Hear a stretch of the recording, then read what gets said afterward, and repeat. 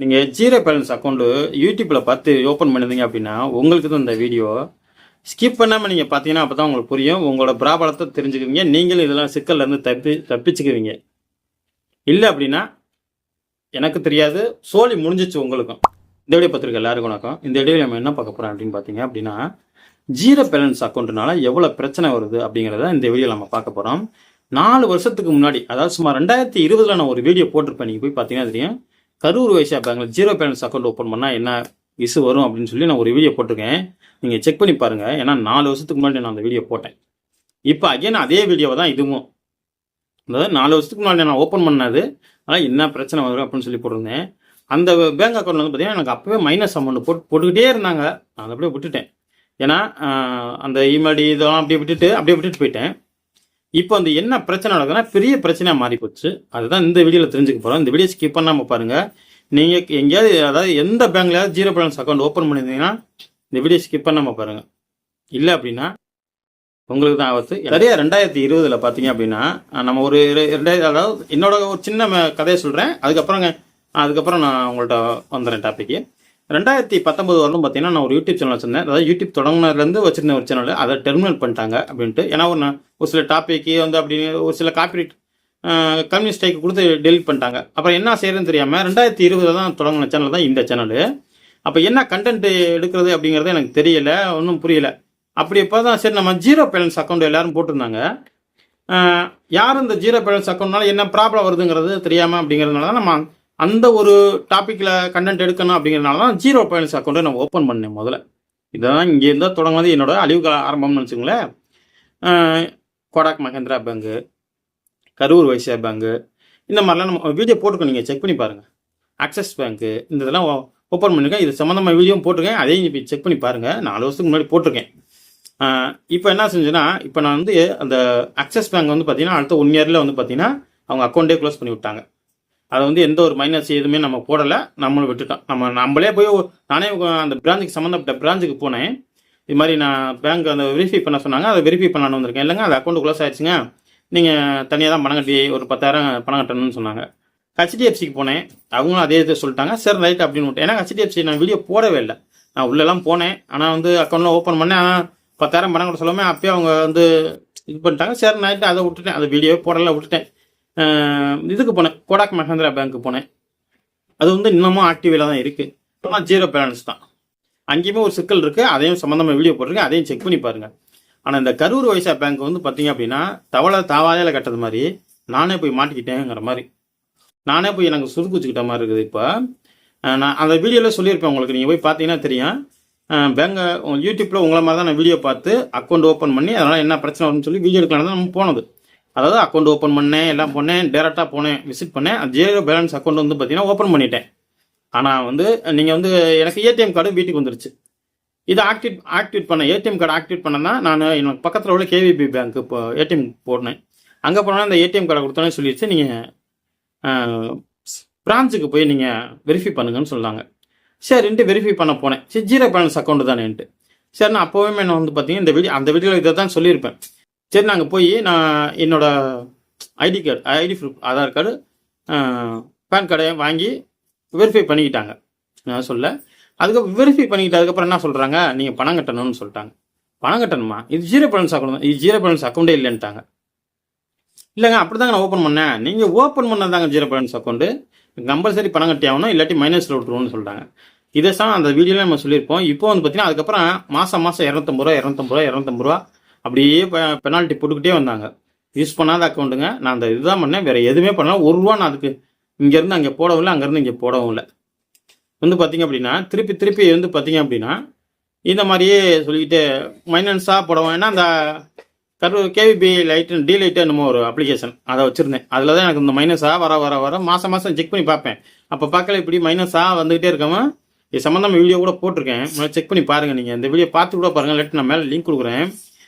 இப்போ என்ன செஞ்சிருச்சு அப்படின்னா இன்னைக்கு வந்து 2024 என்ன பாப்பா, ஜூன் மாதம் வந்து பார்த்தீங்க அப்படின்னா 19ஆம் தேதி இந்த வீடியோ எடுக்கிறேன்.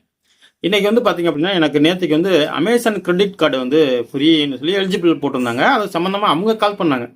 நான் 3 வருஷமாக அமேசான் கிரெடிட் கார்டு வாங்குறதுக்கு அமேசான் ஐசிஐசி கிரெடிட் கார்டு வாங்குறதுக்கு 3 வருஷமாக ட்ரை பண்ணேன். அது தோல்வியில் முடிஞ்சுது.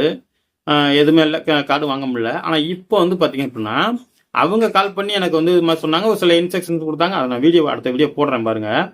அது எப்படி நான் வாங்கினேன்ட்டு. நான் அமேசானுக்கு நிறைய யூடியூப்பில் அப்போ தான் போட்டிருக்காங்க. இது அப்ளை பண்ணிங்கன்னா வந்துடும், அதை அப்ளை பண்ணிங்கன்னா வரும். எனக்கு ஆனால் ரிஜெக்ட் பண்ணிவிட்டு 3 வருஷமாக ரிஜெக்ட் பண்ணாங்க. அதுக்கெல்லாம் காரணம் இப்போ தான் எனக்கு தெரிஞ்சுது. அதே நான் அடுத்த வீடியோவில் போடுறேன்.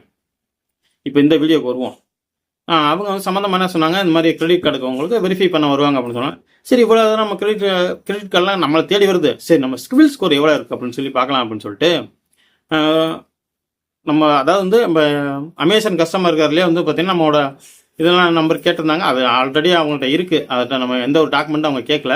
அப்லோட் பண்ண சொன்னாங்க. அப்லோட் பண்ணால் அதை வந்து செக் பண்ணப்போ நமக்கு வந்துருச்சு. நம்மளோட சிவில் ஸ்கோரில் செக் பண்ணி பார்த்துருங்க அப்படிங்கிறது நம்ம இமெயில் வழியாக வந்துச்சு. சரி, நம்ம எவ்வளோ தான் நம்ம சிவில் ஸ்கோர் இருக்குது அப்படின்னு சொல்லி செக் பண்ணி பார்க்கலாம்னு சொல்லிட்டு பேடிஎம்மில் போய், ஏன்னா பேடிஎம்மில் கொஞ்சம் ஃப்ரீயாக பார்த்துக்கலாம் ஒன் டைம் அப்படின்னு சொல்லிட்டு பேடிஎம்மில் செக் பண்ணி பார்த்தேன். ஒரு 760 பக்கத்தில் இருக்குது. சரி இருக்குது அப்படின்னு சொல்லிட்டு அப்போ அதில் காமிக்கல பார்த்தீங்கன்னா அந்த இடத்துல நான் உங்களுக்கு போடுறேன். நீங்கள் ஒரு 3 இதில் இருக்கீங்க அப்படின்னு சொல்லி லோன் மாதிரி காட்டுச்சு. ஏன் அமௌண்ட்டையும் காட்டுச்சு. என்னடா நம்ம எதுலையுமே இல்லையே அப்படின்னு சொல்லிட்டு அப்போ தான் பார்த்தேன் இந்த கேவிபி லைட் இருக்குது. ஆஹா, இது 0 பேலன்ஸ் அக்கௌண்ட்டு அப்படின்னு சொல்லிட்டு இதை சம்மந்தமாக நான் என்ன சொன்னேன், இன்னைக்கு 19ஆம் தேதி என்னோட பர்சனல் ட்விட்டர் ஐடியை இந்த வீடியோக்கில் கொடுக்குறேன். நீங்கள் நான் கேவிபி கஸ்டமர் கேரையும் ஆர்பிஐயையும் நான் தொடர்பு கொண்டேன். இன்றைக்கி தான் நான் போட்டேன். இது மாதிரி 0 பேலன்ஸ் அக்கௌண்ட் ஓப்பன் பண்ணேன். எனக்கு அந்த இது மாதிரி இருக்குன்னு சொல்லியிருந்தேன். என்ன முடிஞ்சால் சொல்லியிருக்கேன். 2-3 ட்வீட் பண்ணேன். அதுக்கு அவங்க கஸ்டமர் கேவிபி ஆர்பிஐலேருந்து எனக்கு இந்த மெசேஜ் பண்ணல. கேவிபி தரப்புலேருந்து சொல்லியிருந்தாங்க. திருப்பியுமே அவங்க ஒரு கஸ்டமர் கேர் நம்பர் கொடுத்தாங்க, டோல் ஃப்ரீ நம்பர். நீங்கள் செக் பண்ணி பார்த்துங்க. நான் ஒரு லிங்க் என்னோட பர்சனல் ட்விட்டர் ஐடி லிங்க் இங்கே போடுறேன்.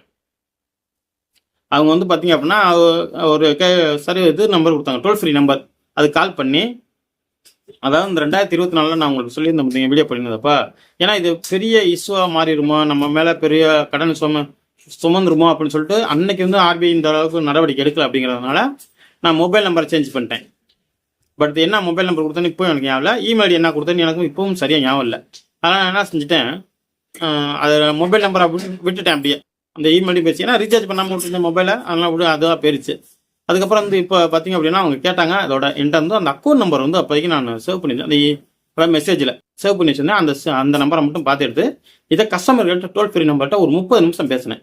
அப்போ அவங்க சொன்னாங்க, இந்த மாதிரி அக்கௌண்ட் நம்பர் மட்டும் தாங்க தெரியும், வேறு எனக்கு தெரியாது, என்னோட பேர் தெரியும், டீட்டெயிலாக நான் கொடுக்குறேங்க அப்படின்னு சொல்லியிருந்தேன். அதாவது என்னோட பர்சனல் டீட்டெயில்னா தரேன் அப்படின்னு சொல்லியிருந்தேன்.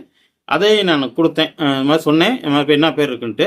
அப்புறம் அவங்க என்ன சொன்னாங்க, சரி இதெல்லாம் செக் பண்ணி பார்த்துட்டு நீங்கள் இதை க்ளோஸ் பண்ணணும் அப்படின்னா நீங்கள் நிகர்பே அந்த பிரான்ச்சுக்கு தான் போகணும் சார். அவங்க போனால் ஏற்கனவே முன்னாடி வந்த ஓப்பன் பண்ணி 1 வருஷத்துல நான் போனப்போ சார் அப்போயே பணம் கட்ட சொன்னாங்க சார் அப்படின்னு. அவங்க வந்து ஒரு அழுத்த நிறுத்தமாக நீங்கள் பணம் கட்டி தான் ஆகணும்னு சொல்ல முடியல. ஏன்னா நான் அவங்கள்ட்ட ஓப்பனாக சொல்லிட்டேன் கடைசியாக. அதாவது வந்து நான் இது மாதிரி ஓப்பன் பண்ணேன், யூடியூப் வீடியோ பார்த்து ஓப்பன் பண்ணேன். இந்த மாதிரி நான் இப்போ வந்து இந்த மாதிரி சிபில் ஸ்கோரில் எனக்கு காட்டவும் நான் ஆர்பிஐயும் கேவிபி பேங்கையும் டேக் பண்ணி ட்விட்டரில் போஸ்ட் இது மாதிரி கேட்டிருந்தேன். அவங்க சொன்னாங்க இந்த நம்பர் கான்டாக்ட் பண்ண சொன்னாங்க அப்படின்னு சொல்லி அவங்கள்ட்டையும் தெளிவாக சொன்னேன். அவங்க என்ன சொல்லிட்டாங்க, இப்படி சொன்னாலும் மாட்டிக்குவோம் அப்படின்னு சொல்லிட்டு அவங்க என்ன சொல்லிட்டாங்க, நீங்கள் நேராக பிரான்ச்சுக்கு போங்க அப்படின்னு சொல்லிட்டு.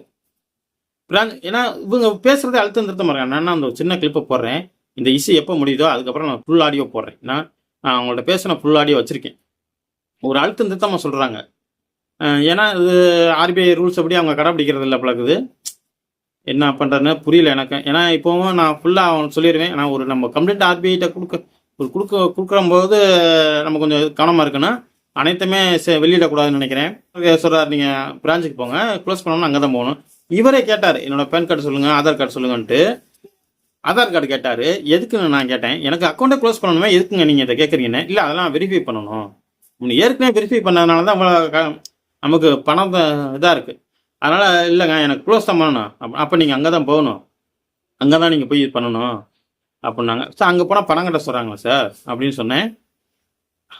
இதான் இப்படி சொல்கிறார். ஆனால் சொன்னால் மாட்டிக்குவோம், சொல்லனா எப்படி சொல்கிறது அப்படின்ட்டு.